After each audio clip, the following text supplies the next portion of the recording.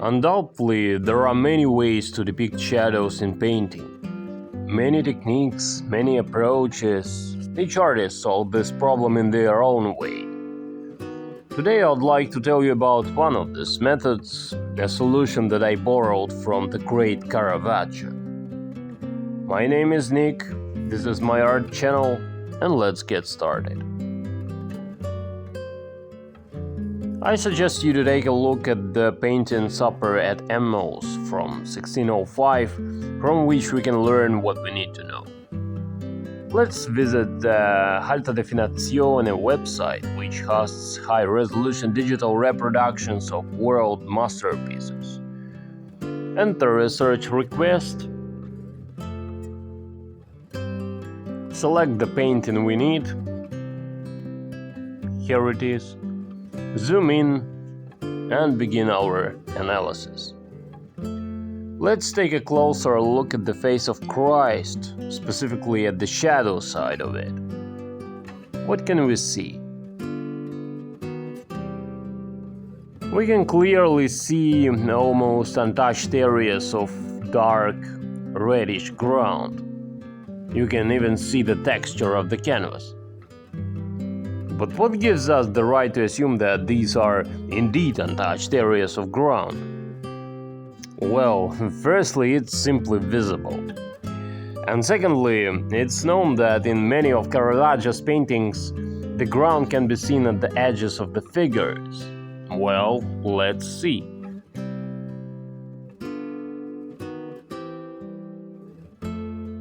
There it is.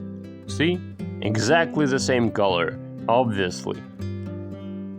Thus, we see that if the light areas are painted very densely in pesto, then in the shadow areas there is a glow of the ground, which is very dark in itself, and to make the shadows even darker, Caravaggio uses a thin layer of black paint. See?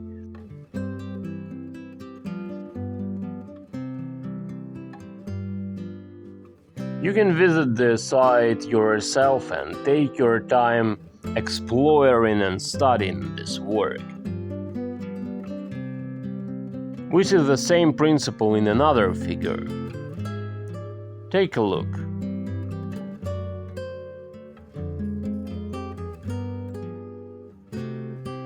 This entire area is most likely untouched dark ground, and the deepest shadow areas are glazes of black.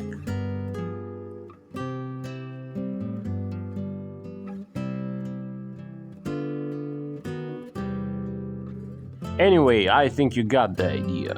Dark glazes over dark ground, or imprimatur. And now I'll show you how I applied this approach in my own work, and we'll talk a little about the advantages of this method.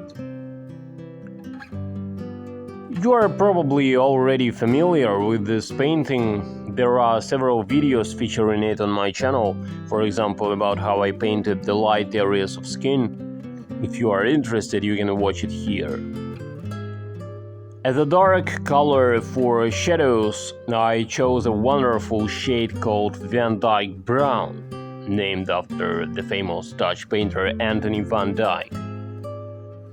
It is a very dark brown color that looks black when squeezed straight out of the tube.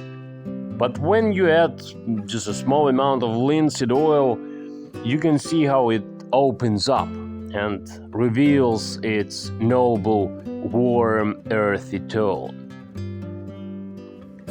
I will apply the paint gradually, semi-transparently. In fact, I will glaze the shadow areas with it. Here, I want to achieve an effect of transparency and inner glow. And this is the main advantage of this method. The fact is that this approach allows us to achieve an optical illusion of depth, which is exactly what the paintings of the old masters are so famous for. Of course, we could simply mix a shade for the shadows working in the alla prima technique, as I show for example in this video. And that would be fine too. This approach also undoubtedly had the right to exist. However, in this case, we would not be able to achieve this almost magical effect of the painting's inner glow.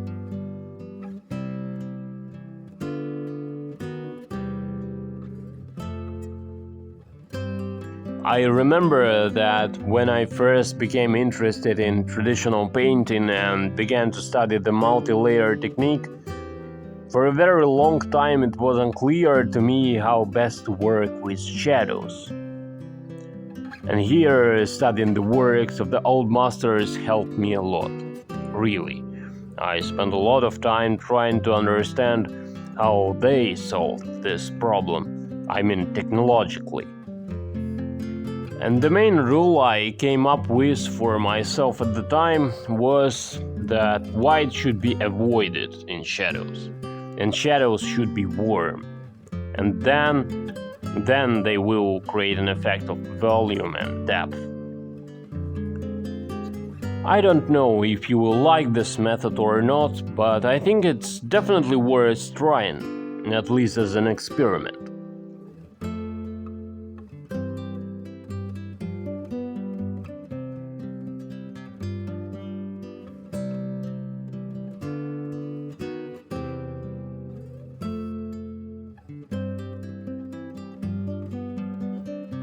We also need to mention the importance of the imprimatur here, because as you understand, with this approach, the color of the imprimatur plays a crucial role.